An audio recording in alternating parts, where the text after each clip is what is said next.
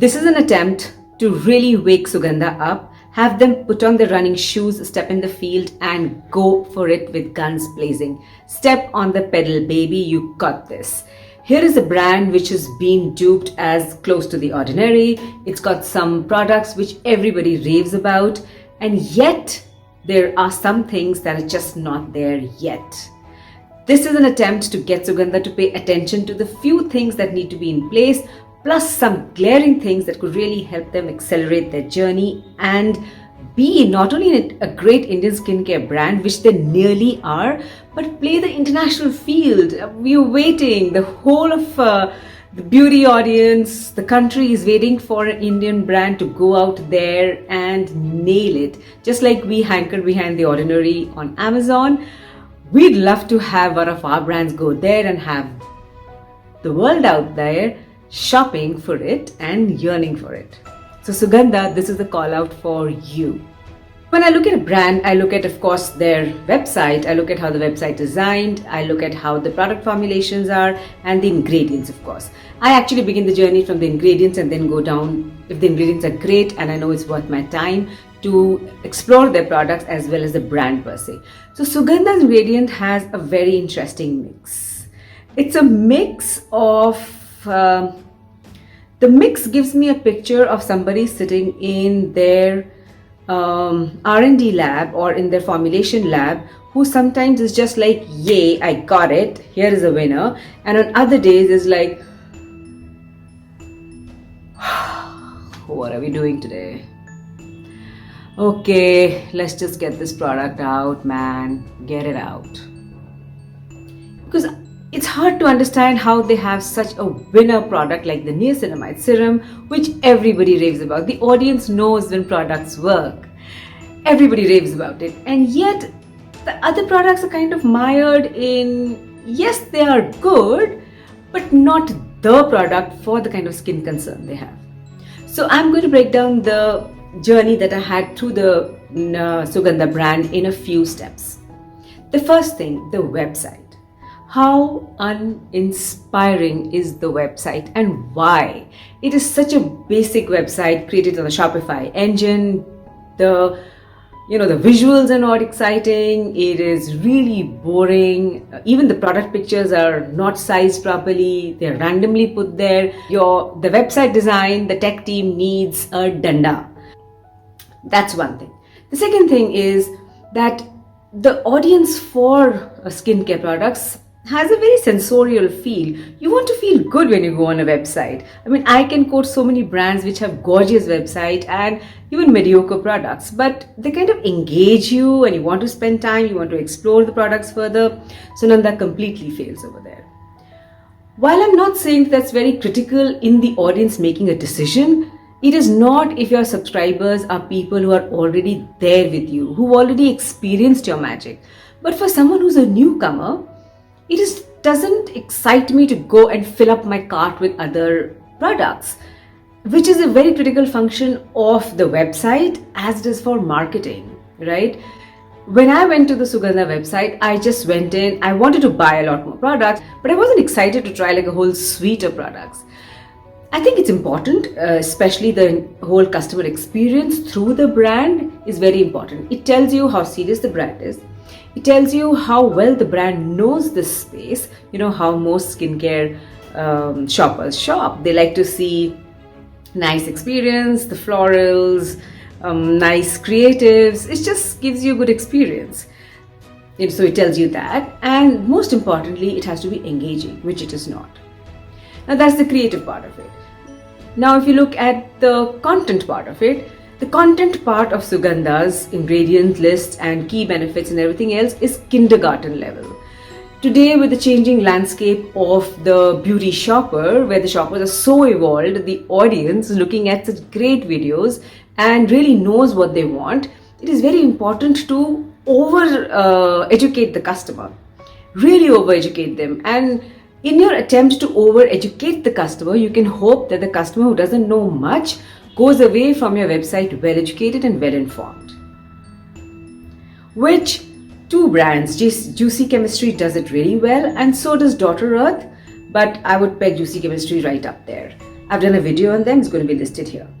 I would think that the team at Sugandha really needs to make the entire experience a passion project for them so that every elements kind of start getting attention and the customer will feel the difference for sure. You're going to see a massive increase in engagement as well as sales, 100%. Now let's dive down to their products. Their niacinamide, complete winner. Their Upton, complete winner. The colloidal oatmeal's complete winner products. Sugandha's niacinamide serum is of course legendary. I have always used The Ordinary and I've tried Sugandha, it's really good. Now talking about products, this is where it gets messy for me because I think Sugandha has an identity but it's still not well formed. It has passion but it's there but not the whole way. The reason I feel that is because from the same labs, there is a niacinamide serum which the entire audience spectrum loves. Everybody talks about the Sugandha niacinamide. Fragrance oil is such a dumb ingredient to put in any product. It does nothing for skincare. Only thing it does is it helps you mask some of the unpleasant odors that might be there in other ingredients. Well, change your composition. It's possible. Today, a lot of responsible skincare brands are already doing it. So why not? Just step up a little bit. Case in point is vitamin C serum. Their vitamin C serum is so good. Sugandha is such a good product. And yet we have a variation with fragrance. Just stop the fragrance line. Nobody needs it. Nobody needs it. And the customers who need it, that is where your content education steps in, where you tell the customer, hey, we could do these things because you want it, but you know what? We are the experts here. We know how these things are done and this is not good for you. So therefore, you're going to get vitamin C without fragrance. And guess what? 9 out of 10 customers will respect you for that and get that product out. The Indian beauty customer is dying for attention. It really is. Give it to them. And I feel Sugandha has to step up and take the responsibility and take that baton and take that winning flag and say, this is our product philosophy and we're going to stick by it because the audience, this is the best bet for you. And I think over a period of time, the audience kind of respects that. And that is how cults or tribes in brands are formed. People will stick to a brand when they know the brand has their best interest in them. The same is the problem with the AHA serum. AHA serum at 10% is not recommended for brown skin at all. It's better to be at a 5%. And the problem is further compounded when the same product is listed as a pigmentation set. More about that as we move down on the video. The other problem product is the spot treatment product. It is packed with essential oils. It's got lemon oil, it's got cedar wood oil, and it's got lavender oil. So here is the problem. When anybody has blemishes, they are typically coming from acne.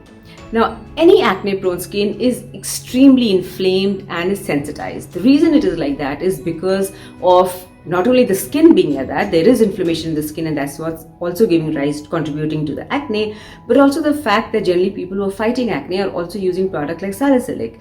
Salicylic can irritate your skin and there could be other products also that they are using that can make your skin drier, sensitive, and definitely more prone to irritation. Such a skin type, when they put on a product like the spot treatment, which is packed with EO oils, the EO oils are going to irritate the skin even further. Now, in the long run, this customer is not going to see a lot of benefit with the spot treatment at all because the so-called lemon oil in it really doesn't work on pigmentation. It has a very minimal effect on removing blemishes. But the amount of EO packed in the product can irritate the skin a lot. Now, if it doesn't happen now, it's going to happen on a long-term basis. And that is the problem with essential oils. The irritation and the inflammation doesn't show up immediately. It shows up over a period of time, and sometimes by the time it shows up, you're so used to using the product, it's difficult to understand that the problem is the product that you're using. So as a responsible skincare brand, as a brand which knows what they're doing, I would think that the audience wants Sugandha to step up and be their educative brand and say, hey guys, here's the blemish treatment and no, we're not going to put EO oil in it because we know that blemish treatment is generally used by somebody who has acne issue, and therefore when you have acne issue, you're going to have skin which is going to be sensitive, drier than usual, or is going to have inflammation, or is going to be definitely easily irritated. So we don't want to do that. We want to do right by you, the audience. So here is a product which has got no EOs for you. Sugandha, you got to step up and do that. There's so much of hope around this. In the end, what was really troubling and broke my entire experience was the fact that they have a pigmentation set. Now, if I didn't enjoy the other two products, the niacinamide and the colloidal cream that they have, the oatmeal cream that they have, I really wouldn't, and the Ubtan, I really wouldn't have bothered making this video. But I think there is so much promise in there. It's just some things that are not kind of fitting in very well.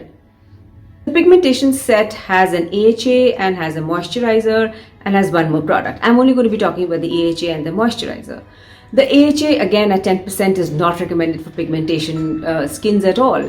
I work with so many pigmentation customers, especially melasma, for which AHA is really good. But at 10%, especially when you're using other products with pigmentation, at 10%, the AHA peel has the potential of burning the skin. And the brown skin, as we know, when it kind of gets irritated or inflamed, pigments even faster. So it's a big red flag. But if it were at 5% with the pigmentation set, it would be a great addition. Now for the White Lotus moisturizer. The number one thing is that there's nothing like the White Lotus. It's the White Lily, and I don't like that greenwashing and it's not greenwashing, it is called optics. Optics means just for the customer to feel good and feel sartorial and feel so special that you have White Lotus stuff on your face. But hey, let's get real. White Lotus really doesn't do anything, and what we're using is White Lily. And White Lily is really an antioxidant. Radiance of the White Lotus has a product called Cepicam VGVP, which is actually a neurocosmetic, which is a class of cosmetics which really makes you feel good, and it's not harmful in any way. So I don't want to have people alarm bells ring and say, oh, there's something else I don't want in my product. It is not a bad product. So in this particular combination, it's not the White Lily as much as it is the Cepicam that is giving you the lightening or the whitening effect. So you know as well as I know that this pigmentation kit on a scale of 1 to 5 will probably give results of 1.5, at best 2 to a customer. उससे ज़्यादा कुछ नहीं होगा एक pigmentation customer को इसके बारे में. And if it has, then I would really like to see those before and after pictures of customers who have really felt that effect, because I treat so many customers with pigmentation and I kind of know those ingredients will not work. But if I'm wrong, I would really like to be educated on that and so that I can offer my customers and my clients better stuff. What I would say about the White Lotus moisturizer is that it's a great, with its niacinamide, it's a great starter niacinamide serum also for people who have been niacinamide virgins till now and you have a very sensitive skin. It's a good starter kit for starting on niacinamide, because as we all know, starting directly at 10% niacinamide may not be very good for your skin. Some skins do not react to it at all, but if you have sensitive skin, inflamed skin, or if you have conditions like rosacea, a lot of acne, it's good to go from lower concentration to higher concentration. Now to finally wrap up this video, I as an audience would expect Sugandha to, number one, ramp up their website, make it pretty, make it inviting, make it engaging. Step up on the education bit. I think you have it there, you're just there, but not the whole route. It would be great to see a lot more education coming in, not only from the blog, which I saw was last updated sometime in May or June, but also definitely on the website, because very few people actually travel from the website onto the blog. So upfront education about every ingredient that's going in and why it's good for you is absolutely a winner in today's beauty landscape. The third thing, let's have uniformity in all your products, where I can blindly go and buy those 3 products from the Sugandha portfolio. I would love to go in blindly and buy all the products, which I promise I will once there's a change in composition, and position it to all my customers. The fourth thing, the time is so ripe for brands to stand up and own their identity. Own your space and own up and say, this is what I know and this is how my products are going to be formulated, and you, the audience, is going to be educated towards that and also given the best in class products. The beauty landscape is ripe for a winner. The international beauty landscape is ripe for an Indian brand to break the shores of India and actually be marketed and positioned abroad. We're going to be rooting for you and really hoping that you're there next to the ordinary, or in fact higher. I really, really wish you all the best that you get there. I'm going to be rooting for you for sure.